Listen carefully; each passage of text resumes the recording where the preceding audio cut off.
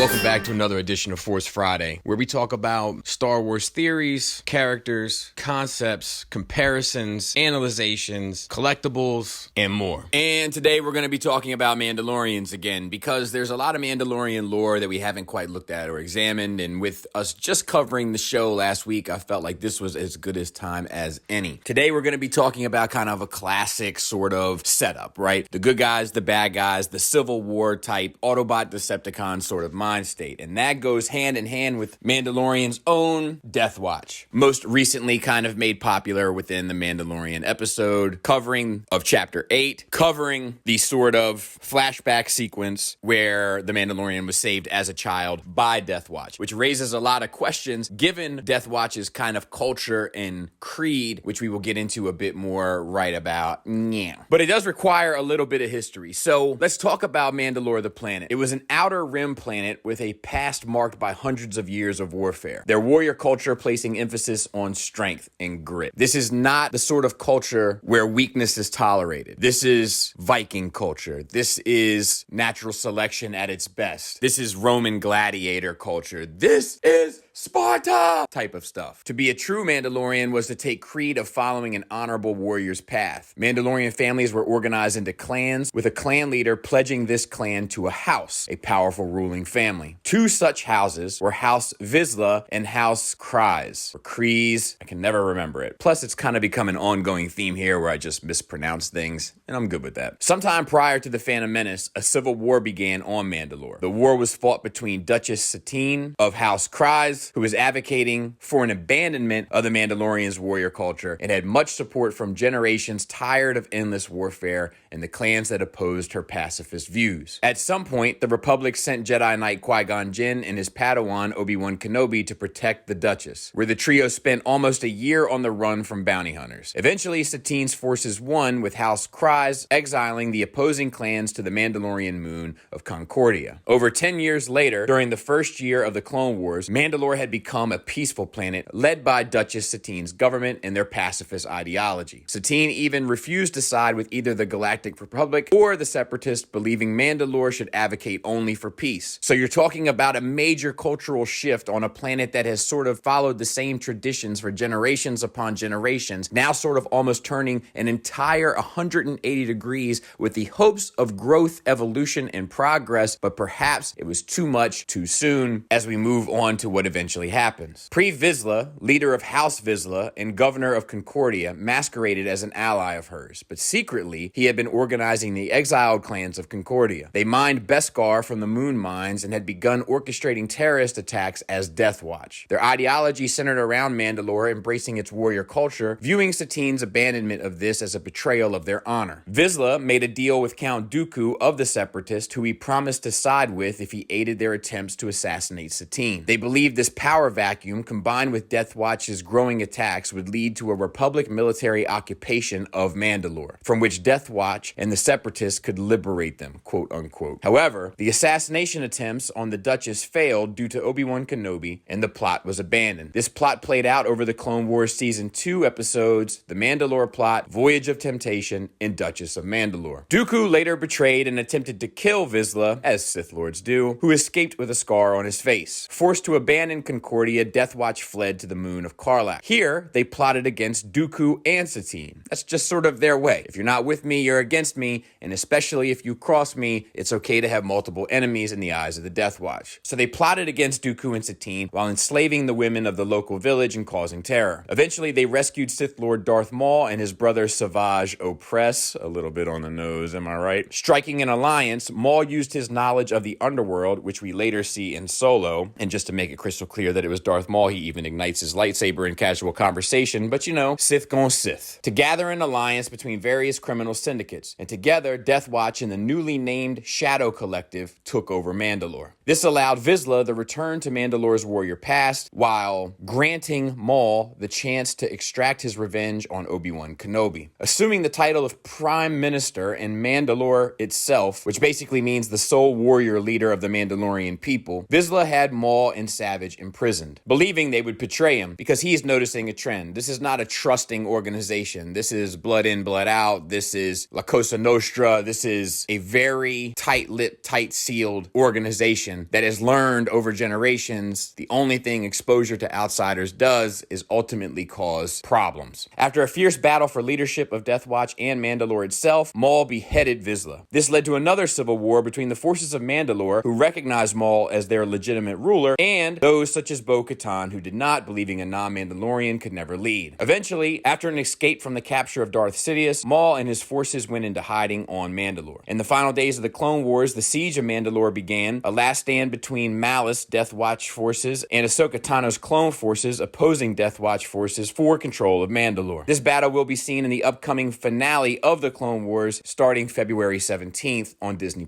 which I can tell you I couldn't be more excited about, and in fact, I'm more excited about this than I was for The Mandalorian. Its outcome was that of the Republic and soon Galactic Empire gaining control of Mandalore, with Death Watch largely ceasing to exist beyond this point, at least as far as we know. There's a number of things here that I find extremely interesting. For one, this warrior culture constantly presenting itself with the problem of civil war over and over and over again. When you have a people whose entire culture belief system is based on strength, physical dominance, and knowledge, skill, and ability in regards to fighting, it constantly creates this repeating pattern sociologically of different clans bumping heads against one another, as they have been trained almost their entire life to bump heads against themselves to better their own knowledge, skill, and ability in regard to fighting. It's a violence begets violence sort of cycle that the Mandalorian people can't get out of. Now, what Death Watch provides within that is basically a radical, fanatical terrorist organization, is ultimately what it is. It is an organization that kind of birthed from the ashes of the old traditions that gave way to new traditions in a more enlightened society, a peaceful society that was willing to grow, change, and evolve, and simultaneously laid the ingredients, the groundwork for an organization like Death Watch that basically wanted to take the entire Mandalore civilization back to the old ways in a very extreme manner to exist. I think we don't have to look too far in our own universe to see situations like this arise. But it does raise larger questions as to why Death Watch would save a child like the Mandalorian and what came from that. Now, Filoni and Favreau are very much in touch with the animated series, so there has to be some sort of explanation coming. It's just going to be an interesting one, I think. But let's talk about a few other appearances outside of the animated content. The actions of Death Watch were the spark that sent Mandalore into decades of civil war, eventually leading to the Great Purge, which led to an abandonment of Mandalore as seen in the show The Mandalorian. And notable members include Satine's own sister Bo-Katan and Clan Wren, the same family that Star Wars Rebels character Sabine Wren hails from. Many, such as Sabine's mother Ursa Wren, genuinely believed in the Death Watches advocating for their warrior culture. Death Watch often used deception to appear as liberators to the people. This can be seen both in the Clone Wars as well as The Mandalorian when they appear in live action rescuing young Din Djarin and raising him as a member of their culture. Once again, kind of tying back to not everybody and every culture as it grows is going to allow those growing pains to subside. Some are definitely going to always want to move backward or hold on to the old things, not unlike what Kylo was talking about in episode 8 when he was saying it's time to let old things die is the only way that we can be what we were truly meant to be, which is to say move on to the next phase, move on to the next level of our potential. Let's talk a little behind the scenes stuff. Prior to their appearance in the Clone Wars animated series, Mandalore was presented as a jungle world with clans scattered throughout, still very much actively engaged with their warrior culture during the Clone Wars, particularly in Karen Travis's Republic Commando novels, which were extremely popular with fans. George Lucas disregarded this for the series, instead insisting that Mandalore was a vast, almost dead-looking world from endless generations of war, whose populace had to live inside vast, cubic cities to survive the planet's tainted atmosphere, as well as a divided population with many striving for peace. For Lucas's idea of a terrorist sect, Filoni used Death Watch from the comic Jango Fett Open Seasons, a clan of Mandalorians who advocated for their warrior ways led by a character named Vizsla. Vizsla died at the comic's end, and Filoni used his surname and symbol for the character of Pre-Vizsla, suggesting Pre was a descendant and possible son of the comic book character. The Mandalorians' appearance in the show was hyped, but at the time, reception to the series' portrayal of the Mandalorians was largely negative, with many citing its disregard for the EU, meaning expanded universe, the stuff outside of the films, as well as major changes to Mandalorian lore and culture. In particular, author Karen Traviss actually withdrew from Star Wars projects altogether over these changes, among a few other separate issues that we won't get into now. Fan regards slowly shifted, as it normally does, especially with the release of Season 5 and its Mandalore arc, which is regarded as one of the series' very best. As with many things Star Wars, the series' portrayal of the Mandalorian is now viewed very positively,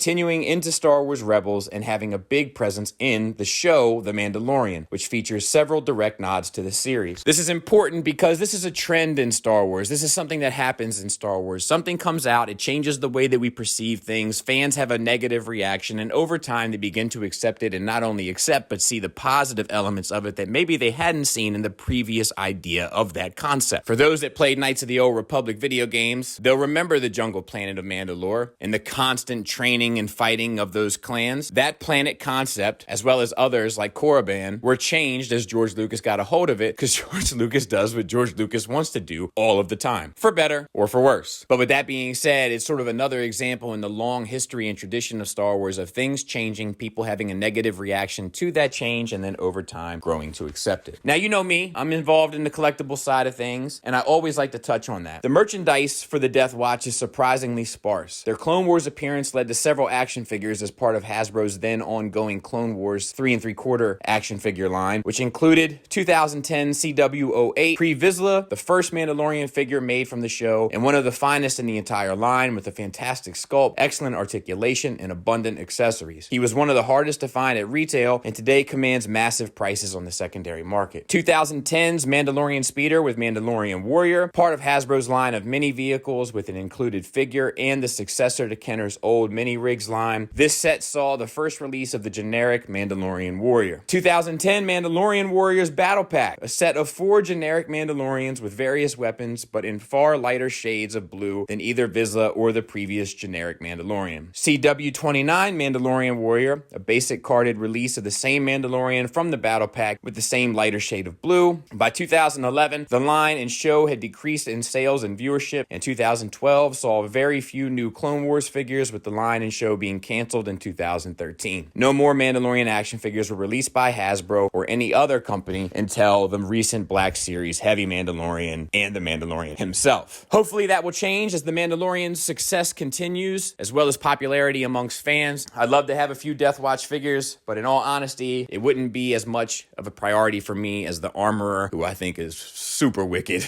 and can't wait to get a hold of. But I wouldn't be against having a squad of Death Watch troopers for my shelves. Hope that helps. I want to give a special shout out to my buddy Andy. He's got a podcast called Your Mother's Favorite Podcast. I'll include a link in the description. He helps me a lot with the Star Wars content, and I couldn't do it without him. So I want to thank him, and I also want to thank you for watching. Thanks for listening. Until next time, take care.